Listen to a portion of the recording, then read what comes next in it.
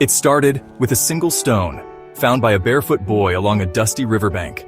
A discovery so dazzling, it would reshape an empire, ignite the world's first diamond rush, and lay the foundation for a nation's greatest wealth and deepest wounds. But what really happened beneath the surface of South Africa's glittering diamond dream? In 1866, near the Orange River in the Cape Colony, a quiet moment changed history.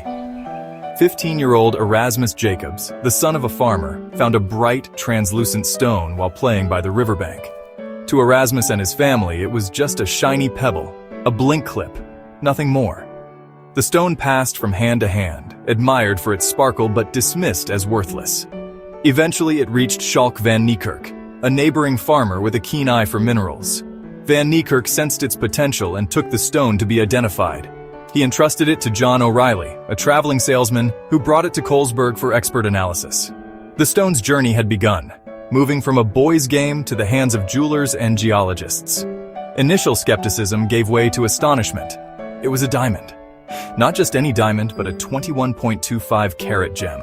It was named the Eureka, a cry of discovery that would echo across the world. This single stone, once a child's plaything, would ignite a transformation. The fate of a nation and the global diamond market now rested on a chance discovery. The world would never look at the Cape Colony the same way again. The Eureka's brilliance was a signal, one that would soon draw thousands to the African interior. The diamond's true value was not just in its sparkle, but in the rush it would inspire. From a dusty riverbank, the story of South Africa's diamonds had begun. The age of discovery was underway. The Eureka diamond was only the beginning. For a while, experts dismissed it as a fluke, an isolated marvel. But in 1869, a Griqua shepherd named Swart Bowie found a stone that would change everything. This new diamond was massive, 83.5 carats, and unmistakably valuable. Swart Bowie traded it to Schalk van Niekerk, who recognized its worth and paid handsomely. The stone became known as the Star of South Africa. Its sale to the Lilienfeld brothers and journey to Europe created a sensation. The world now saw South Africa as a treasure chest, not just a land of scattered gems. News of the star's discovery spread rapidly, igniting the world's first great diamond rush. Skepticism vanished, replaced by feverish excitement. Men from across the globe, clerks, farmers, soldiers, abandoned their lives to chase fortune in the Cape. Ships filled with hopefuls set sail for the remote interior of southern Africa. The promise of instant wealth drew thousands to the diamond fields. The rush was on, and the landscape of South Africa would never be the same. The Star of South Africa was more than a gem. It was a beacon. It called adventurers, dreamers, and opportunists to the heart of Africa. The diamond rush had begun, and the world was watching. The Cape Colony was now the stage for a global drama, all because of a single brilliant stone found in the African dust. The banks of the Vaal River became a magnet for thousands of prospectors. Armed with little more than picks and shovels, they staked claims and built a sprawling city of tents and shacks. Life in the river diggings was harsh. Relentless sun, back-breaking labor, and rampant disease. Supplies were scarce, and the dream of striking it rich kept hope alive amid misery. The once pristine riverbanks turned into a chaotic maze of pits and mounds.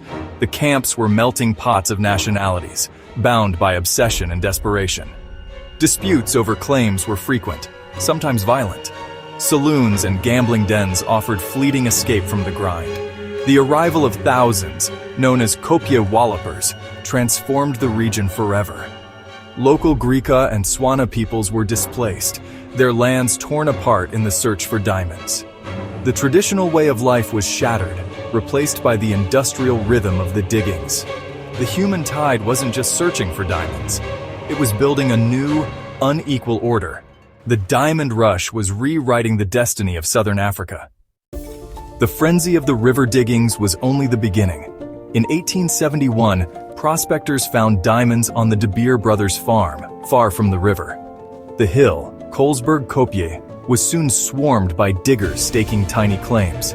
They unknowingly excavated a volcanic pipe rich in diamonds. The hill vanished, replaced by a vast crater, the Kimberley mine, or Big Hole.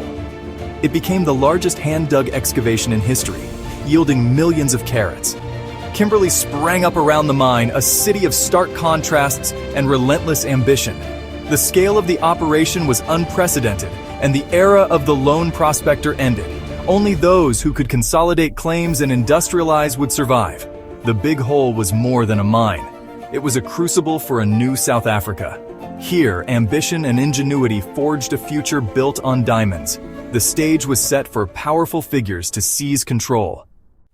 Into the chaos of Kimberley stepped Cecil John Rhodes. Arriving in 1870, the frail teenager saw opportunity, not just diamonds. He began by selling ice and water, but his vision was far grander. Rhodes realized true power lay in controlling production, not just finding gems. The system of small claims was inefficient and dangerous. Rhodes, with investors like the Rothschilds, began buying up struggling claims. He was relentless, absorbing competitors and outmaneuvering rivals like Barney Barnato. Their battle for control became legendary, fought in boardrooms, not mine shafts. Ultimately, Rhodes's strategy prevailed. He aimed to own the entire mine. His process of amalgamation laid the foundation for a diamond empire. Rhodes was not just a prospector, he was an architect of corporate power. He was transforming chaos into a machine he alone would command.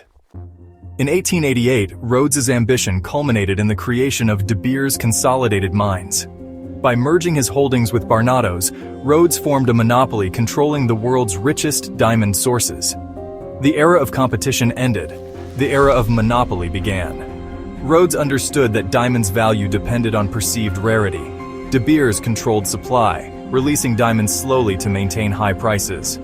A London-based syndicate managed global distribution, dictating price and quantity. De Beers could decide who bought diamonds and at what price. Within years, it controlled 90% of global production. Rhodes's company became the custodian of the world's diamond dream.